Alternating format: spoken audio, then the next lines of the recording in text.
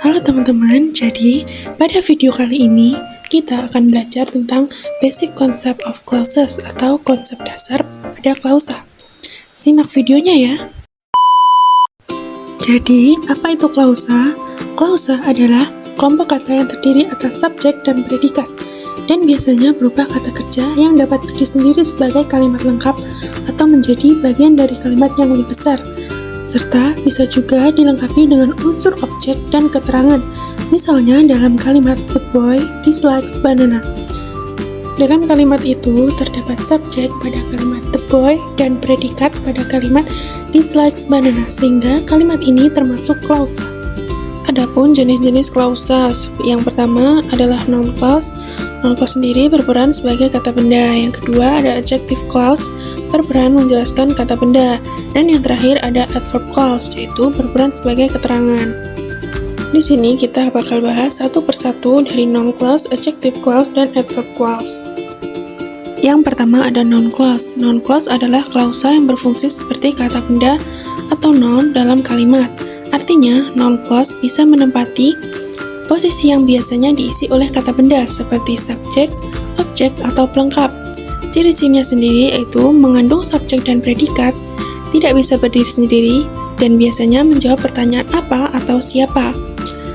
Sering diawali dengan kata penghubung seperti that, what, who, whether, if, how, why, when, dan where.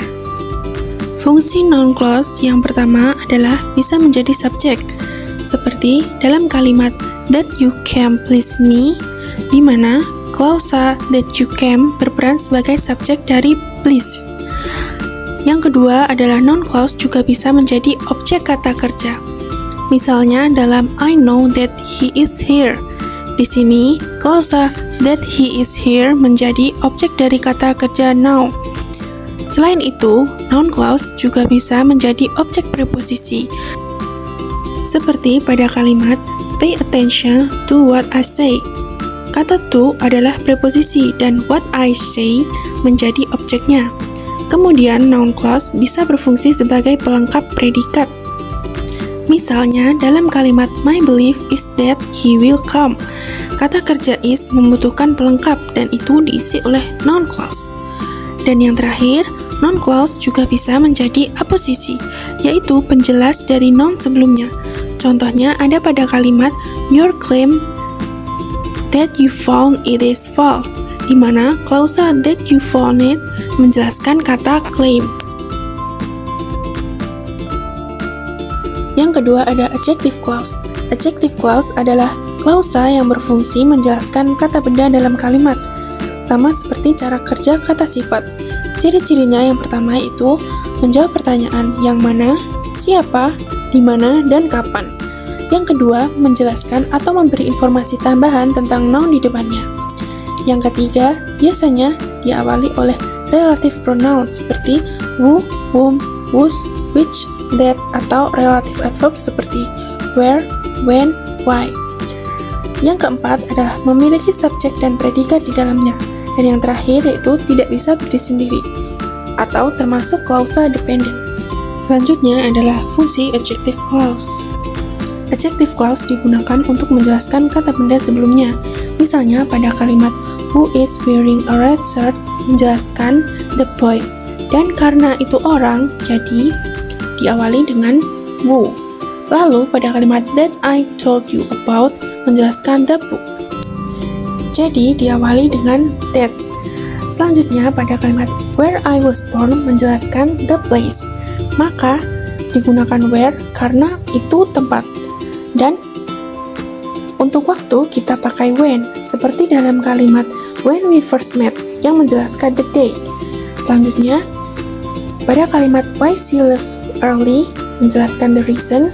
Jadi memakai why untuk menunjukkan alasan.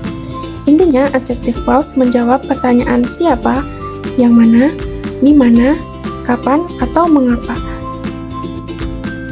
Dan yang terakhir adalah adverb clause. Adverb clause adalah klausa yang berfungsi sebagai kata keterangan. Fungsinya adalah untuk menjelaskan kata kerja, kata sifat, atau kata keterangan lain dalam kalimat. Ciri-cirinya yaitu mengandung subjek dan predikat, termasuk klausa dependen atau tidak bisa berdiri sendiri, digunakan untuk menjawab pertanyaan seperti kapan, di mana, mengapa, bagaimana, dengan syarat apa, dan dengan tujuan apa. Biasanya diawali dengan subordinating conjunction seperti when, while, because, although, if, since, as, so, that, dan lain-lain.